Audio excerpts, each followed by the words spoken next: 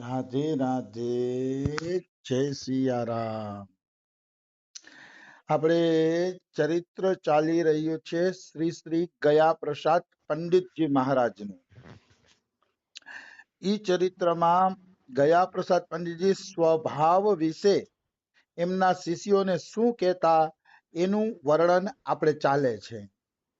હા કે સ્વભાવ વિશે ગયા પ્રસાદ પંડિતજીના શું ભાવ છે. તો ગયા પ્રસાદ પંડિતજી કહે છે કે મનનું પ્રિયતમ પ્રભુમાં લાગી જવું એનું નામ જ સ્વભાવ છે. હા એમાં રંગાઈ જવું જોઈએ, આવી વસ્તુ છે. તો ઈ તમે સારા સ્વભાવમાં છો એમ કહી શકાય. હા અને ઈ પ્રેમ રંગમાં ત્યારે રંગાશે જ્યારે તમારામાં દીનતા હશે, विनम्रता हसे. हाँ क्योंकि जीव को सहज और स्वाभाविक स्वरूप है श्री प्रभु में विलीन है जानो. આ જીવનો સ્વભાવ શું છે? પ્રભુનું ચિંતન કરતા કરતા પ્રભુમાં ખોવાઈ જાવ. हाँ ઈ આ જીવનો સ્વભાવ છે. તો કે ઈ સ્વભાવ ત્યારે જ પૂરો થશે જ્યારે જીવ ભગવાનનું અખંડ ચિંતન કરશે. श्री प्रभु ही या के उद्गम है और श्री प्रभु ही या के विलय स्थान है. જેવી રીતે સૂર્ય ગરમી કરે અને સરોવરનું, નદીનું ને સમુદ્રનું પાણી વરાળ બનાવીને ઉપાડે, અને ઈ જ પાણીના પછી વાદળા બંધાય, અને ઈ જ વાદળા જ્યારે વરસે ત્યારે પાછા નદી નાળા ભરાઈ જાય, हाँ અને ઈ નદી નાળા ધીરે ધીરે વહેતા વહેતા વહેતા પાછા સમુદ્રમાં ભળી જાય. તો કહેવાનો ભાવ શું છે? જ્યાંથી પાણીની ઉત્પત્તિ થઈ હતી સમુદ્રમાંથી, ઈ સમુદ્રમાં પાણી પાછું વિલય થઈ જાય ને એટલે એની યાત્રા પૂરી થાય. हाँ એવી રીતે આપણે ભગવાનમાંથી અલગ થયા છીએ. એમાંથી અલગ થયા પછી કરોડો જન્મ સુધી કીડા મકોડા બનતા આવ્યા, પણ હજી આપણી યાત્રા પૂરી નથી થઈ. हाँ એ યાત્રા ત્યારે પૂરી થશે કે જ્યારે સંત કૃપાથી, ભગવત કૃપાથી પાછા આપણે સમુદ્રમાં એટલે કે ભગવાનમાં ભળી જશે, વિલીન થઈ જાય. વિલીન એટલે પેલું જ્ઞાન માર્ગ વાળું નહીં. વિલીન માને એક ઈશ્વર હારે એકતા અને એની સેવા, એ મળી જશે ને ત્યારે આપણી યાત્રા પૂરી થશે. ત્યાં સુધી આપણી યાત્રા પૂરી થશે નહીં. हाँ આવી વસ્તુ છે. જો આ યાત્રા ત્યારે જ પૂરી થશે કે જ્યારે સંત રૂપી સાચા માર્ગદર્શક મળશે. દાખલા તરીકે વરસાદનું પાણી માનો ખાબોચિયામાં પડે તો ઈ પાણી સમુદ્રમાં કેદી પહોંચે? ખાબોચિયાનું પાણી, हाँ ખાબોચિયાનું પાણી સમુદ્રમાં પહોંચી શકતું નથી. એ ખાબોચિયામાં ધીરે ધીરે વરાળ બનીને અદ્રશ્ય થઈ જશે. એવી રીતે આ ખાબોચિયા જેવા સંસારમાં જો આપણે આસક્તિ કરી લેશી ને તો અહીંયા ને અહીંયા જ આપણે જન્મતા રહેશી ને મરતા રહેશી. हाँ તો કે તો ભાઈ સમુદ્રમાં જવા માટે શું કરવું પડે? તો કે સમુદ્રમાં જવા માટે મોટી નદીમાં આપણે છે ને ભળવું પડશે. ગંગા, યમુના, ગોદાવરી, કાવેરી એવી મોટી નદીઓમાં ભરવું પડશે. અને ઈ નદી જ્યારે ધીરે ધીરે ધીરે સમુદ્રમાં ભળશે તો આપણે પણ સમુદ્રમાં પહોંચી જશી. हाँ તો આ મોટી નદી શું છે? મોટી નદી છે સંત મહાત્મા કે જે ભગવાનમાં ભળી ગયા છે, ભગવાનમાં એકત્વ પ્રાપ્ત કરી લીધું છે. એવા મહાત્માનો સંગ મળશે ને ત્યારે આપણે ખાબોચિયામાંથી દરિયામાં જાશી. बिल्कुल ત્યાં સુધી ખાબોચિયામાંથી દરિયામાં નહીં જવાય, સંતનો સંગ જરૂરી છે. हाँ હવે હું તમને એક દિવ્ય કથા સંભળાવું કે સંતના સંગથી જીવ કઈ રીતે પ્રભુ પ્રાપ્તિ કરે છે. કથા આવે છે સ્કંદ પુરાણમાં. સ્કંદ પુરાણની કથા છે કે કીડામાંથી મહર્ષિ મૈત્રેય. हाँ કથાનું નામ છે કીડામાંથી મહર્ષિ મૈત્રેય. તો એ કીડામાંથી ઋષિ મૈત્રેયજી કેવી રીતે બન્યા એની આ સુંદર કથા છે. हाँ કથા એવી છે કે એક વખત વેદવ્યાસજી જંગલના રસ્તેથી હાયલા જતા હતા ને તો એક કીડો ભાગતો ભાગતો જાતો હતો, ઘાએ ઘા ભાગતો ભાગતો જાતો હતો કીડો. એટલે વેદવ્યાસજીને આશ્ચર્ય થયું કે ભાઈ મનુષ્ય તો ભાગાભાગી કરે, કારણ કે મનુષ્યને ઘણા બધા કામ રહેતા હોય, આ કીડો શું ભાગાભાગી કરે છે? આને વળી એવા શું કામ રહીએ છે કે ભાગાભાગી કરે છે? એટલે મહર્ષિ વેદવ્યાસજીએ પૂછ્યું કે કીડા કેમ તું ભાગાભાગી કરસ? એવું તારે શું જરૂરી કામ છે? હા તો કીડો કે છે, મહર્ષિ પાછળ જુઓ, પાછળ ગાડું આવે છે. જો હું આ ચીલાની બહાર ભાગીને નહીં જાઉં ને તો આ ગાડાનું પૈડું મને કચડી નાખશે અહીંયા. હા એટલે હું ભાગું છું. તો વેદવ્યાસજી હસવા માંડ્યા. હસીને કે ભાઈ મરી જાને. એ કે તને આ યોનિમાં શું સુખ મળે છે કે તું જીવવાની આટલી બધી લાલસા રાખસ? કે હા તને કીડાની યોનિમાં એવું શું સુખ છે કે ઈ સુખની લાલચમાં તું જીવવાની આશા રાખસ? કે તારે તો મરી જવું જોઈએ, તારે શું સુખ છે આ યોનિમાં? કે ત્યારે ઓલો કીડો કે છે, મહર્ષિ વેદવ્યાસજી તમે ઋષિ થઈને આવી વાત કરો છો? અરે આ કીડા કરતા એવી નીચી યોની છે કે જેમાં આના કરતા વધુ દુઃખ છે. હા આ કીડા કરતા કેટલી નીચી યોની છે ઈ કે, અને આમાં આના કરતા વધુ દુઃખ છે ઈ કે. ઈ દુઃખ મારે ન ભોગવવું પડે ને એટલે ભાગું છું ઈ કે. ઈ દુઃખ મારે ન ભોગવવું પડે એટલે હું ભાગું છું. ક્યાંક હું નીચી યોનીમાં વહી જઈશ ને તો આના કરતા મને વધુ કષ્ટ પડશે ઈ કે. એટલે હું ભાગું છું. અચ્છા, તો કે હા. તો વેદવ્યાસજી કે તો પછી મારે તને કષ્ટ નથી પડવા દેવું ઈ કે. તું ગાડા નીચે મરી જાય ઈ કે, હું તને કે સંત બનાવી દઉં ઈ કે. તો કે હા મહારાજ ખોટું તો નથી બોલતા ને? તો કે ખોટું બોલું? સંતના સત્ય વચન હોય ઈ કે. તું ગાડા નીચે મરી જાય, હું તને ઋષિ બનાવી દઉં ઈ કે. પછી ઈ કીડો વેદવ્યાસજીની વાણી માનીને ગાડા નીચે મરી ગયો. હા મરીને ઈ કીડો પાછો કઈક કૂતરા બિલાડામાં જન્મો. તો ત્યાં જઈને વેદવ્યાસે પાછો એને મારી નાખ્યો. હા મંત્રથી માર્યો, એટલે તલવારથી નહીં પણ મંત્રથી માર્યો. તો ઈ હા પાછો વળી હાથી બન્યો ને ઘોડો બન્યો ને એમ કરતા કરતા 2-5 યોનીમાં ઈ ઘોડો હાથી બન્યો ને વેદવ્યાસજી એને મારતા જાય, અને મારતા મારતા એને મહર્ષિ મૈત્રેય બનાવી દીધા. વાહ વેદવ્યાસજી સંતોનો સંગ હોય તો સમુદ્રમાં પાછું પહોંચાય ભાઈ, એમ ખાબોચિયામાં કોઈ પહોંચી શકતું નથી. સંતોનો સંગ હોવો જોઈએ, નહીતર પહોંચાતું નથી. તો એ મહર્ષિ મૈત્રેય કોણ? ભાગવતમાં વિદુરજી મૈત્રેયજી કૃષ્ણ લીલાની ચર્ચા કરે છે. જો 3જા સ્કંદમાં વિદુરજી અને મહર્ષિ મૈત્રેયની વાત આવે છે શ્રીમદ ભાગવતના 3જા સ્કંદમાં. હા ઈ મૈત્રેયને બનાવી દે છે વેદવ્યાસજી. એટલે સંતની દ્રષ્ટિ પડી જાય ને તો માણસ કીડામાંથી ઋષિ બની જાય.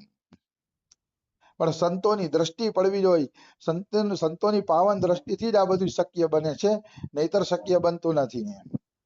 હા એટલે મનુષ્યએ સંતોનો સંગ કરવો જોઈએ. એની દ્રષ્ટિ પડી જશે ને તો કોણ જાણે શું 84 લાખ યોની કપાઈ જશે, અને વળી ભજન અધૂરું રહેશે ને તો પાછા સંત બનશે. સંતની દ્રષ્ટિમાં એટલો ચમત્કાર હોય છે. એટલે મનુષ્યએ સંતોનો સંગ કરવો જોઈએ. સંતોનો સંગ કદાપી ન છોડવો જોઈએ. આવી વસ્તુ છે. તો અહીંયા ગયા પ્રસાદજી કહે છે કે ભાઈ પ્રભુમાંથી નીકળ્યા છીએ ને પ્રભુ પાસે પહોંચવાનું છે, ત્યારે આપણી યાત્રા પૂરી થશે. હા યા કારણ इनके अतिरिक्त और तो सब धोखो है, अर्थात सबरी विवेचना है. મતલબ એના પર સિવાય તો બધું દગો જ છે. મતલબ તમે ભગવાન પાસે ન પહોંચી શક્યા, તમારી યાત્રા પૂરી ન થઈ તો સંસાર માત્ર ધોખો છે. ખાબોચિયાની જેમ સંસાર તમને ખાઈ જશે. સંસારમાં બીજું કઈ સાર નથી. अर्थात या सबरी विवेचना को अर्थ है पूर्ण रूपे दीनता सरलता आ जाए. मतलब તમારામાં દીનતા અને સરળતા આવી જાવી જોઈએ. दीनता ही मानवता की सर्वप्रथम पहचान है. दीनता ही જ માનવતાની સર્વપ્રથમ ઓળખાણ છે. जहां दीनता होगी वहीं सरलता होगी. मतलब दीन व्यक्ति सरળ હોઈ શકે, દીન વ્યક્તિ જે નથી ને એ સરળ ન હોઈ શકે. સરળ એને જ કહેવાય કે જે દીન છે વાસ્તવમાં. और जहां सरलता होगी वहीं सबरे सद्गुण बसे रहेंगे. સરળતા હશે ત્યાં બધા સદગુણો વસેલા હશે. હવે આના પર થોડીક આપણે ચર્ચા કરીએ ને તો જે દીન હશે ને, જે પોતાનો અહંકાર નહીં રાખતો હોય ને એ સરળ હશે. જોજો એને જેમ કહેશો ને એમ કરશે. હા કારણ કે એને પોતાનો કોઈ અહંકાર નથી કે હું આમ જ કરું, આમ જ જીવું, આમ જ રહું, એવો કોઈ એને અહંકાર નથી. એટલે છે ને એ વ્યક્તિ છે ને સરળ હશે. હા અને સરળ હશે ને એમાં બધા સદગુણ દેખાશે. દયા, ક્ષમા, કરુણા, આ તે બધા સદગુણો એની અંદર જોવા મળશે.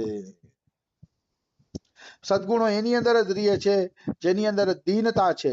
દીનતા ગઈ તો માનો બધાય સદગુણ ગયા જ એમ માની લ્યો. હા મતલબ સદગુણ વયા જ ગયા એમ માની લ્યો. કિયો કરાયો સબ ગયો જબ આયો અભિમાન. દીનતા જાય ને અભિમાન આવશે એટલે કિયો કરાયો સબ ગયો. જે તમે ભેગું કર્યું છે ને એ બધું વયું ગયું એમ માની લ્યો. વયું જ ગયું એમ માની લ્યો.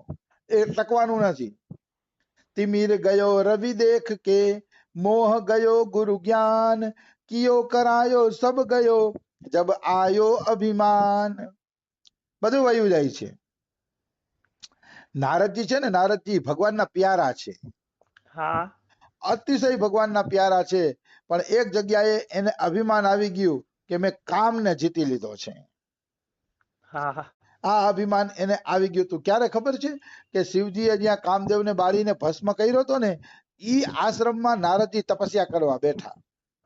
હા તો તપસ્યા કરવા બેઠા ને તો તપસ્યામાં આનંદ આવ્યો અને કોઈ પણ પ્રકારના કામે એને સતાવ્યો પણ નહીં. કોઈ કામ એને સતાવતો નથી. એટલે એને એમ થઈ ગયું કે મેં કામને જીતી લીધો છે. વાસ્તવમાં એને કામને નતો જીતો, એ મહાદેવની જગ્યા હતી ને એના પ્રભાવના કારણે કામ અહીંયા આવ્યો નતો. બિલકુલ. એટલે એને એમ કે મેં કામને જીતી લીધો છે. એટલે એને શંકર પાસે જઈને કીધું કે મહાદેવ મેં તો કામને જીતી લીધો છે. જો અભિમાન આવ્યું એટલે પડતી ચાલુ થઈ ગઈ. હા તો શંકર ભગવાન શું કે છે, મને તો ભલે કીધું નારદજી, પણ વિષ્ણુને જઈને નો કહેતા કે મેં કામને જીતી લીધો છે. કે વિષ્ણુને તો કે હું વિષ્ણુને કહી શકીએ, જીતો છું તો કહું કે કેમ ન કહું.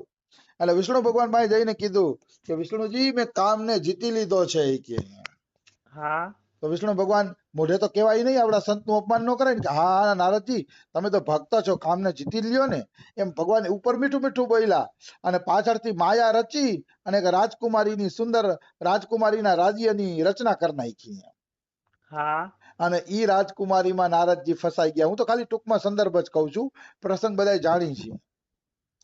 તો નારદજી એ કુંવરીમાં એવા ફસાણા કે વિષ્ણુ ભગવાન પાસે જઈને એમ કહે છે, મને હરી તમારા જેવું મુખ આપો એટલે હું સુંદર દેખાવ ને તો ઓલી રાજકુમારી મને પરણી જાય. હા ભગવાને વાંદરાનું મુખ આપી દીધું. લ્યો, નારદજી જેવા ભક્તને વાંદરાનું મુખ આપ્યું. શું કામ? તો કે અભિમાન આવી ગયું છે એટલે હવે દંડા પાડીને એને નીચો કરવો જોઈએ, અહંકારને. નકર નારદજીને કોઈ દી ભગવાને નારદજીને કોઈ દી કઈ કીધું હોય ને બનાવ ઘટના જોઈ નથી. હા પણ આમાં ભગવાનને વાનરનું મુખ આપવું પડ્યું, કારણ કે કિયો કરાયો સબ ગયો જબ આયો અભિમાન. અભિમાન આવ્યું એટલે માણસમાંથી વાંદરો બનાવી દીધો ભગવાને. ભગવાન નારદજીને ન છોડતા હોય તો આપણે થોડા છોડે, અભિમાન હોય તો. એમ હા બિલકુલ. કોઈને છોડતા નથી ભગવાન, પણ એની કરુણા જ છે કે આપણા અભિમાનને તોડાવીને પોતાના બનાવી લે છે. એની કરુણા છે. એમ કઈ એવું નથી કે એમાં એની કૃપા નથી. એમ કૃપા છે, બહુ મોટી કૃપા છે. તો આ રીતે નારદજીને વાનરનું મુખ આપી દીધું અને પછી સ્વયંવરમાં ગયા ને તો ઓલીએ વરમાળા નો પહેરાવી. ત્યાં તો વિષ્ણુ ભગવાન પ્રગટ થયા ને ઓલીએ વરમાળા વિષ્ણુ ભગવાનને પહેરાવી દીધી. પછી નારદજીને ગુસ્સો આવ્યો, કરે મને તો વાંદરા જેવું મોઢું આપી દીધું છે. પણ પછી નારદજીને ખબર પણ પડે છે કે આ મારો અહંકાર હતો, કામમાં ફસાઈ ગયો હતો, એટલે ભગવાને આ દેખાડી દીધું કે મારા સિવાય મોટું કોઈ નથી. હા આવું ભગવાને નારદજીને દેખાડી દીધું. તો કહેવાનો ભાવ છે કે અહંકાર આવે ને ત્યારે માણસ સંતમાંથી શેતાન બની જાય છે. એટલે અહંકાર આવવો જોઈએ નહીં. નારદજીને અહંકાર આવ્યો તો સંતમાંથી પશુ બનવું પડ્યું. તો આ અહંકાર શું છે? માણસને નીચો જ પાડે છે, બીજું કઈ નથી. ઇન્દ્રના પુત્ર જયંતે રામની પરીક્ષા લેવા ગયો તો દેવતામાંથી કાગડો થવું પડ્યું, એવું લખે છે લ્યો સંતોએ. કે રામની પરીક્ષાનો વિચાર આવ્યો ત્યાં જ એને દેવતામાંથી કાગડો થવું પડ્યું. બિલકુલ. મતલબ દેવતાઓનું બ્રાહ્મણ શરીર છોડીને એને છે ને શૂદ્ર ચાંડાલ કાગડો થવું પડ્યું. કાગડો છે ને ચાંડાલ છે.